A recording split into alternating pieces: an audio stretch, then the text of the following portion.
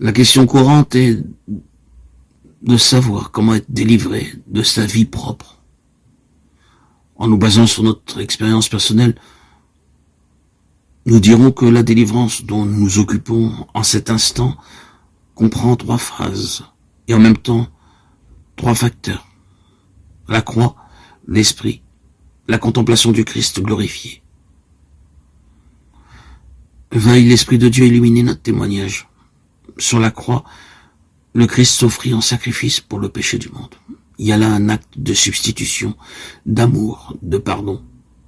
Mais j'y trouve encore davantage. J'y découvre en puissance les arts de ma sanctification. Relisons Romains 8, 3, 4. Ce qui était impossible à la loi à cause qu'elle était faible dans la chair, Dieu l'a fait en envoyant son propre Fils dans une chair semblable à celle des hommes pécheurs. Et pour le péché, il a condamné le péché dans la chair, afin que la justice de la loi fût accomplie en nous, qui marchons non selon la chair, mais selon l'esprit. L'œuvre de substitution d'abord, Dieu a envoyé son propre Fils pour le péché, puis celle de ma sanctification, dans une chair semblable à celle des hommes pécheurs. Sur la croix et dans la personne de Christ, la chair, la mienne, a été crucifiée. Comment m'exprimerai-je pour faire comprendre combien cette pensée a pénétré et transformé ma vie?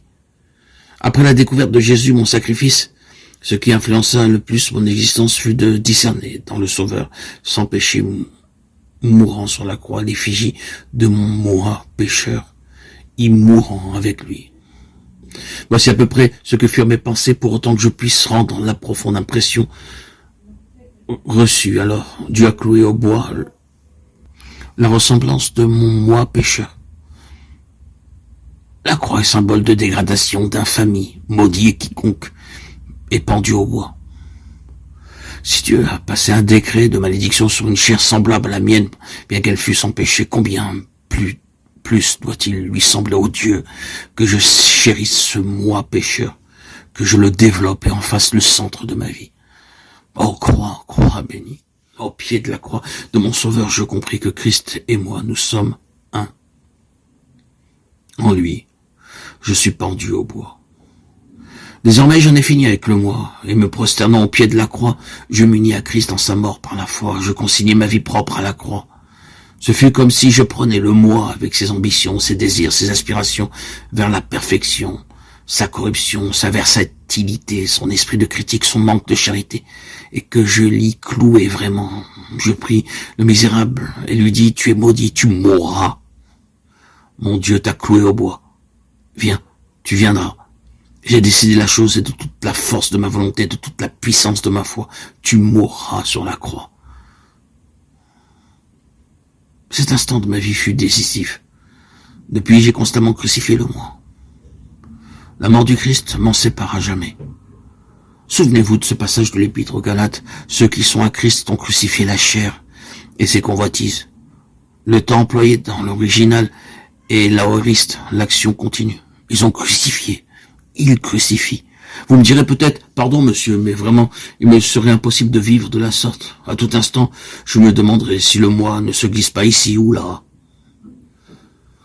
Cette constante analyse de mes sentiments, cette crainte du moi me paralyserait. Ce que vous dites est loin d'être simple. Eh bien, je vous attendais là, mon ami. Autrefois, je pensais comme vous. Mais ici, l'Esprit de Dieu intervient en nous. Et j'arrive à mon second point. Si par l'Esprit vous faites mourir les œuvres de la chair, vous vivrez. L'Esprit a des désirs opposés à ceux de la chair. Ce fut par l'Esprit éternel que le Christ s'offrit à Dieu sans péché. Et c'est l'Esprit éternel en vous et moi qui s'oppose à la vie propre et la crucifie.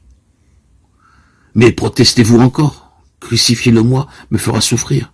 Je me ferai l'effet de monter la garde auprès d'un cercueil et de surveiller l'œuvre de mort sur un cadavre.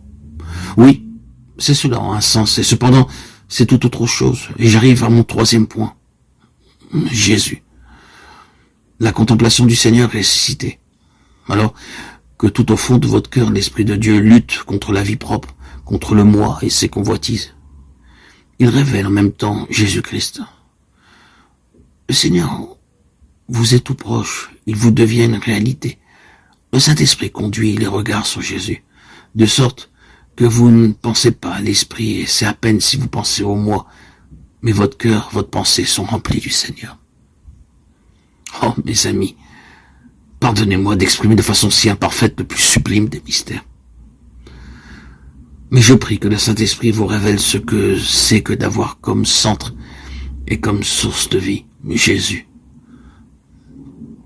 Jusque-là, le centre, le mobile, le principe directeur, ça avait été le moi. Ah, qu'il soit maudit ce moi, qu'il soit crucifié ce malfaiteur, ce Barabbas. À l'inverse de ceux qui demandaient à Hérode l'élargissement de Barabbas, nous disons à mort le malfaiteur, à mort le moi, à mort, et que vive le Christ. Non pas Barabbas, non plus moi, mais Christ. Que le Seigneur illumine ses pensées dans vos cœurs pour l'amour de son nom.